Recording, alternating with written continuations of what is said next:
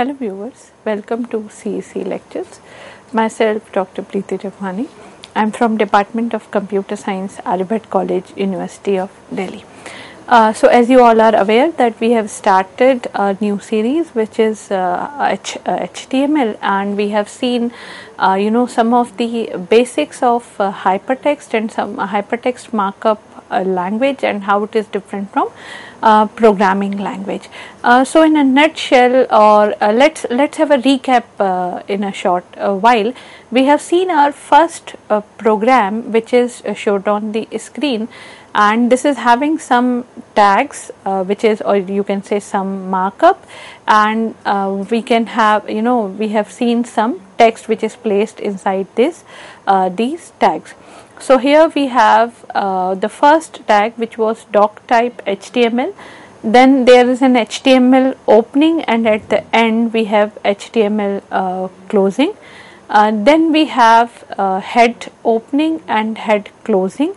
Within the head opening and head closing we have title opening and title closing, and within the markup or within the tag of title opening and title closing we have a page title or any title which you want to give it to your web page. Then within the body section we have a body opening and body closing, and within that body section we have return to lines, H1 opening, H1 closing. Then there is a paragraph opening and paragraph closing. So this was the first kind of program which we have seen, and we have also seen the output of the program which is shown on the screen. Now with this program which is given on the screen, let us try to understand all the kind of, we can say, elements of a particular HTML program. So the first command, as I have told you, we have written doc type HTML. Now what is this doc type HTML? This doc type HTML is basically a doc type declaration which represents the type of the document, and this type of the document is going to help the browser to display web pages correctly. So this doc type declaration basically tells your browser that what kind of document it is going to have. So whenever we say doc type HTML, that means your browser is sure that whatever is going to be written in this document is the HTML thing. But please remember, this doc type declaration must only appear once at the top of the page before any HTML tags. So before starting any HTML tag, we can have doc type declaration only once in the program. Then doc type declaration, you can notice that within the program I have written doc type in capital letter, but this doc type declaration is not case sensitive. Let me mention here that HTML itself is non-case sensitive. It is not case sensitive. It doesn't matter that whether we are going to write these HTML tags within the small letters or within the capital letters, it will work the similar. Now when we say doc type HTML, that means we are clearly telling your browser that whatever tags or whatever commands are going to be followed within this document are of type HTML version 5. Then there comes the tag head.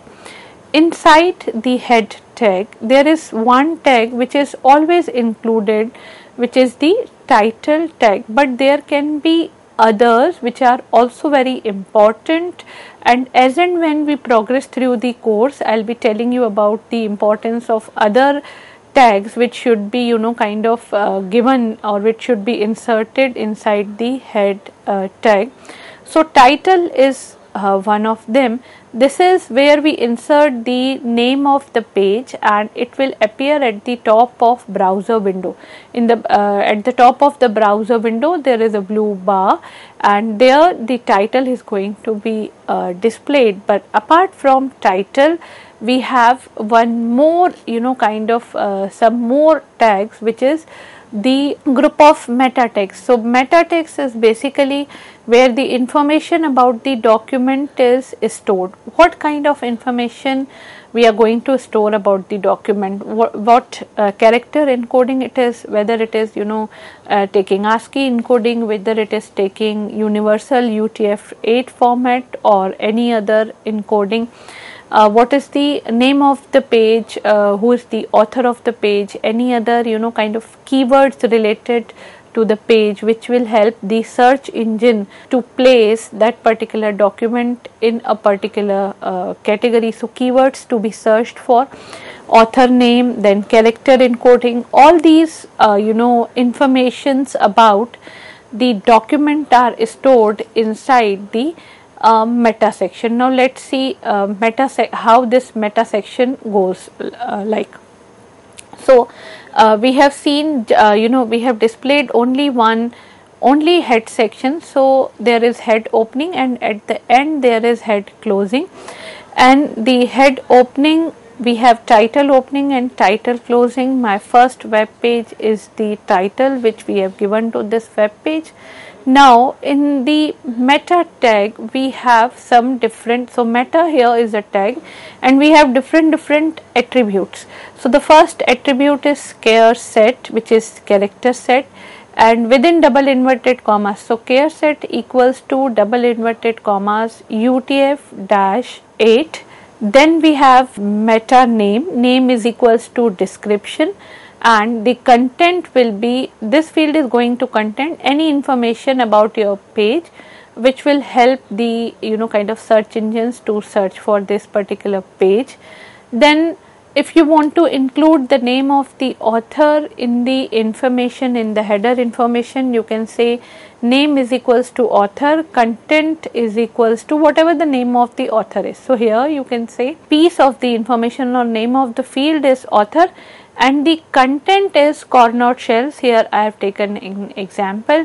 Now name is the description, and whatever I want to look for into the description, those keywords or those kind of words we will be looking into description. So within this head section we have title, we have meta character set, we have meta description name, we have author name, and so on and so forth. All these, but please remember, except the title, any information from this meta is not going to be displayed on the web page. This is a header information which is obviously yes binded with the kind of text, we can say binded with the page, but it is not explicitly shown on the page except this title thing. The meta thing is the header information which is present with the HTML page.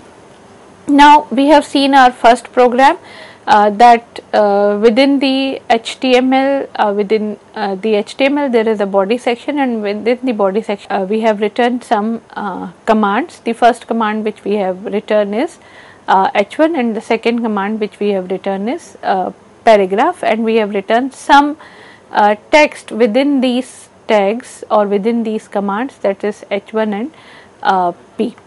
And this is the standard output of these two lines, and this we have already seen earlier. So till this point what we have covered, we have seen what is the we have seen in the detail that how is the structure of a particular page of a web page is being planned, that is divided into two. One is your head part and another one is your body part, and then within the head part what all information is going to be we can say inserted, what all information will be displayed. So the information which can be inserted inside the head tag is the title, which will obviously be displayed. Then it is having some kind of meta information. So meta information is there too. Meta you can say is kind of an extra information, header information which is enclosed with the your page. So within that meta information you can have the name of the author, you can have the description about the page, or you can have your encoding scheme. So any encoding scheme, it could be UTF or any other, will be seen. Now apart from these head section, now let us see what all information can be put inside the body section.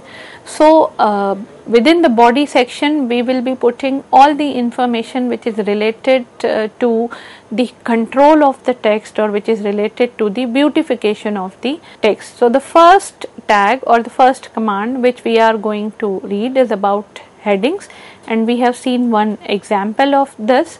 We have seen H1, but there can be various other commands related to headings is H1, H2, H3, H4 till H6. So H1 define the most important heading. Most important heading in the sense it is kind of displayed in a large font, and H6 defines the least important heading. Now let us see how are we going to use these headings H1 from H1 to H6. Now within this section, now if you can see this program, I have not included head section here. That is perfectly fine. If you are not willing to insert any title, you can or if you are not willing to insert, or if you are not willing to give any meta information, you can always remove your head section and start the body section directly after HTML opening. So here we have doc type HTML, then the HTML opening, and then the body opening. Within the body I have written only 6 sentences, which are this is heading 1, this is heading 2 till this is heading 6, and each and every sentence is enclosed in the pair of the tag. So the first sentence, which is this is heading 1, is enclosed inside the H1 opening and H1 closing. The second sentence, which is this is heading 2, is enclosed inside H2 opening, H2 closing, and so on and so forth. So what this kind of is going to what kind of impact this is going to give on the web page. So the first sentence, which is this is heading 1, will be displayed in the style of the heading 1. The second section will be displayed in the style of heading 2. Now style of heading 2 and style of heading 1 means the large fonts and the bold fonts. Let's see how it is kind of being displayed on the web page exactly. So let's see the output of this when we run this on the browser. So this will be the output. So this is heading 1. You can see it is kind of a large font and bold font. Then this is heading 2 is relatively smaller, this is heading 3 is another smaller, this is heading 4, this is heading 5, and this is heading 6 is the smallest one, and heading 1 is the biggest one.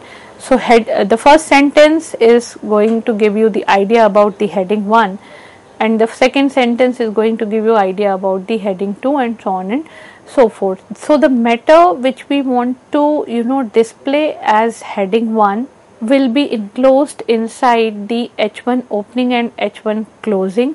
The meta which we want to be displayed inside the or which we want to display as in the form of heading 2, that will be enclosed inside H2 opening and H2 closing, and so on and so forth. So this is basically the heading section. Now coming to the next tag, which is paragraph. So paragraph, as we have also seen earlier but not in very detail, the HTML paragraphs are defined within the tag which is P, and P is also a paired tag which signifies as opening and closing both, P opening and P closing. So whenever we enclose a text inside P opening and P closing, that will be taken as a paragraph, and the lines or the text which is following the closing P text will be taken as the another section or another paragraph, you can say. So this is a paragraph we have in P opening and P closing, and in the another line we have P opening and P closing, and the material is written which is this is the another paragraph. Now let's see when we execute this how it looks like on a web page. So this will be the output which says this is a paragraph and this is another paragraph, and you can clearly see a paragraph change between the two lines. What happens, or whenever we talk about an HTML code which is having blank spaces or white spaces in between, your browser is actually going to ignore this. So basically, if you can see, let's see this with the help of an example. Now we have deliberately within the paragraph section I have changed the line. That means this paragraph, now a next line contains a lot of lines, again next line in the source code, next line, but the browser next line ignores it. So here whatever material is being enclosed within the opening and closing paragraph tag, it is having a lot of lines.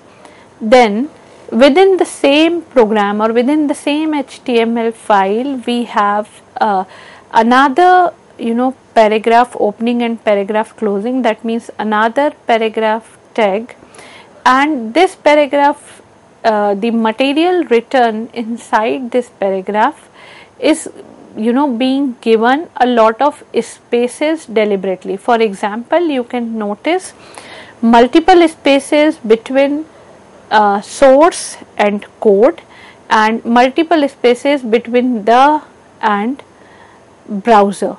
So here is the opening and closing paragraph tag and the material with deliberate spaces in between.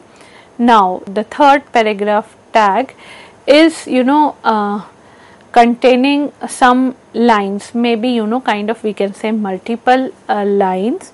So basically how many lines will be taken in a paragraph, that depends on the size of the browser window. If you resize the browser window by simply dragging the borders, we can say the number of lines in the paragraph will change. So number of lines in the paragraph are not same, are not consistent whole throughout. That entirely depends on the size of the browser window. And then we have we can say closed the body section and we have closed the HTML file. So in this program what we have seen basically three paragraph tags. One is with a deliberate multiple line breaks or line changes, another one with multiple spaces in between, and the third one in which we want to look at the number of lines. Now let's see what will be the output of this program when we run this HTML file